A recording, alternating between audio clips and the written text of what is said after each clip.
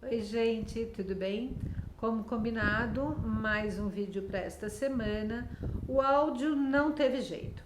Tentei o microfone de lapela, não é compatível com o meu aparelho, então o jeito é chegar a imagem mais próxima mesmo e falar um pouco mais alto, ok? Para quem está me ouvindo pela primeira vez, eu sou a Lilian, sou psicóloga e a gente está aqui conversando com vocês através do meu canal, Lilian Santos Psy.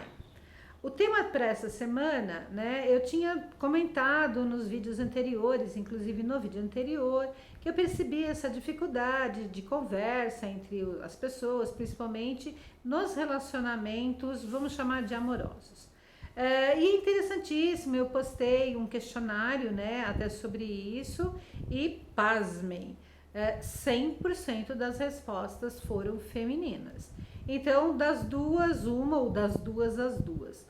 Ou os homens não conseguem falar sobre o que estão sentindo e por isso que acabaram nem se mostrando, vamos colocar assim, no questionário, ou então realmente eles não se interessam por esse tipo de assunto e por isso também não participaram, ok?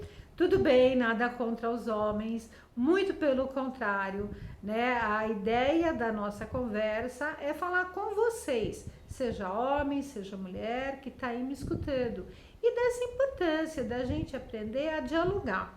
Eu até coloquei, né, no Instagram, no Facebook, essa diferença entre diálogo e conversa, né? Qual é a diferença que existe? Onde é que termina um, começa o outro?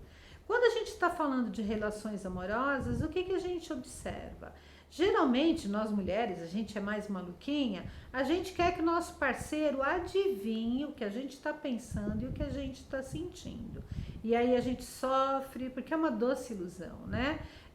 Eles não são tão sensíveis para esse tipo de situação. Inclusive, vamos falar a verdade, né? Querer que o outro adivinhe o que está passando na cabeça da gente é complicado. Nem nós mulheres entre nós temos essa capacidade, vamos ser sinceras.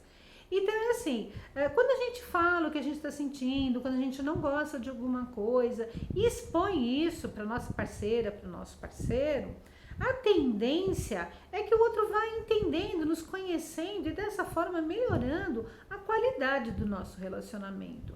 Só que isso não acontece só entre os casais. Eu vejo uma recorrência muito grande, inclusive assim, com os pacientes que eu atendo, né, da dependência química, na dependência química, fazendo esse comentário. Meu pai, minha mãe, eles não me ouvem, eles não conversam comigo. E essa é uma queixa muito recorrente. E não só, como eu falei, na dependência química, mas assim, quantos de nós não temos um bate-papo, uma conversa com os nossos familiares, os nossos filhos, os nossos pais, né? Hoje em dia os celulares estão tomando a frente. Você vê, eu tô aqui me utilizando desse veículo, mas tem vezes que ele acaba se tornando um instrumento de isolamento. Então fica cada um lá no seu aparelhinho e entre a gente mal se fala. Não expõe como é que a gente tá, como é que a gente não tá, se as coisas estão ou não estão indo bem, até no âmbito familiar, nas relações que estão aí acontecendo. Muitas vezes ocorre também em situações de trabalho, né? Quando um líder, o chefe, ele tem essa percepção, um preparo maior para esse tipo de situação, vamos colocar assim, ele está mais atento à sua equipe e percebe que está havendo lá uma falta de comunicação. E isso no ambiente profissional geralmente atrapalha o desenrolar, o andamento, vamos colocar assim, dos processos de trabalho, né? Trunca de alguma forma algum departamento, por quê? Porque não há essa comunicação. Tanto é que existem algumas técnicas para quem trabalha com a psicologia organizacional, sabe bem o que eu estou falando, que é justamente promover, né, essa escuta, né, entre os profissionais, entre as diversas áreas da empresa e os diversos graus, vamos chamar assim, de hierarquia de colaboradores, né? Quando a gente começa a ouvir o outro, a gente amplia muito a nossa qualidade de escuta e ao mesmo tempo, por incrível que pareça, de fala. Existe até uma janela, né, que se utiliza bastante, chama janela de Johari, né, que quando você vai mensurar, tem algumas perguntas e você vai mensurar, você percebe como é que está a sua abertura. E quanto mais aberto você é para falar sobre as situações que estão acontecendo na sua vida, melhor é a sua comunicação com o outro. Agora, o interessante também é isso, porque esse instrumento, ele possibilita que eu vá percebendo a minha escuta em relação ao outro. Então, quanto melhor está a minha escuta e a minha abertura ao falar, mais eu estou me conhecendo, olha que interessante.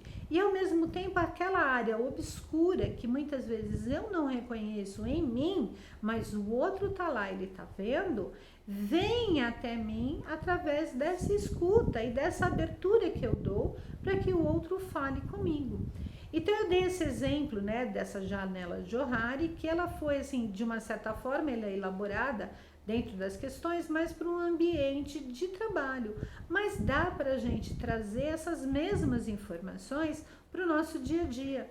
Tanto é que em alguns pacientes, né, eu expliquei para eles, porque o que eu notava? Uma dificuldade imensa que eles tinham de se colocar perante um ambiente familiar ou até um ambiente de amigos, né? Então essas situações iam fazendo com que eles acabassem guardando o que estavam sentindo, não se posicionando e dessa forma eles iam emocionalmente, até vamos dizer assim, adoecendo. Por quê? Quando você não está bem, você não está se expondo e não está falando o que está sentindo para quem está próximo a você, você vai ficando com esse sentimento de isolamento e de solidão.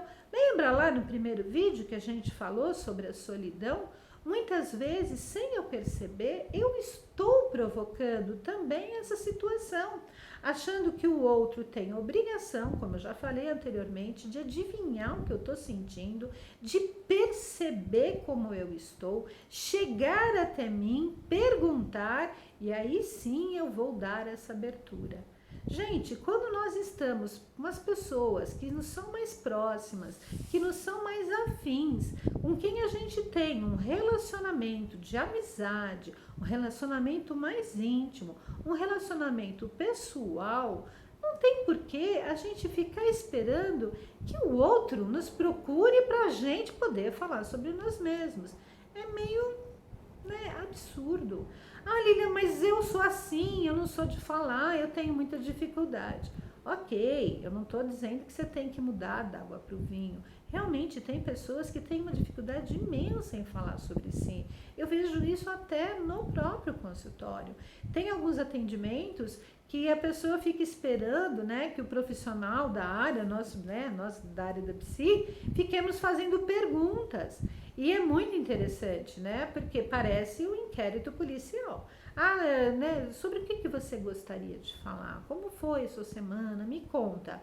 E a pessoa vira para você e fala assim, não, pergunta o que você quer saber. Bom, então, eu quero saber sobre você. Me fala sobre você. E aí a pessoa trava, tem uma dificuldade muito grande. Tanto é que alguns pacientes, eu sempre convido, eu tenho um grupo terapêutico em São Roque, que é uma delícia e dá muito retorno, muito feedback. E eu sempre ofereço para os pacientes lá de São Roque, né? Olha, existe, quando entra em contato comigo para um primeiro atendimento, eu sempre falo do individual e também falo do grupo. O que eu ouço da grande maioria? Ah, não, grupo não, porque eu não gosto de falar, eu tenho vergonha de falar com pessoas estranhas.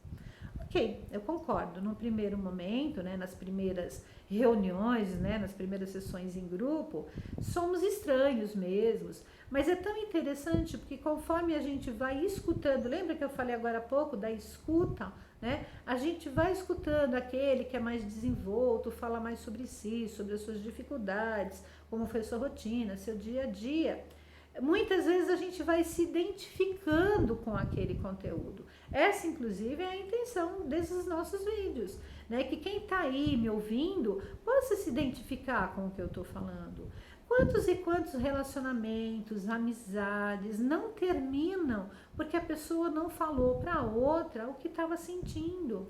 Ah, não, mas é que ela não vai me entender, ela vai ficar aborrecida, ela vai ficar chateada. Então, para que o outro não fique aborrecido, o outro não fique chateado, o outro não fique de mal comigo, eu não falo o que eu estou sentindo. Só que isso vai fazendo com que a gente vá se afastando.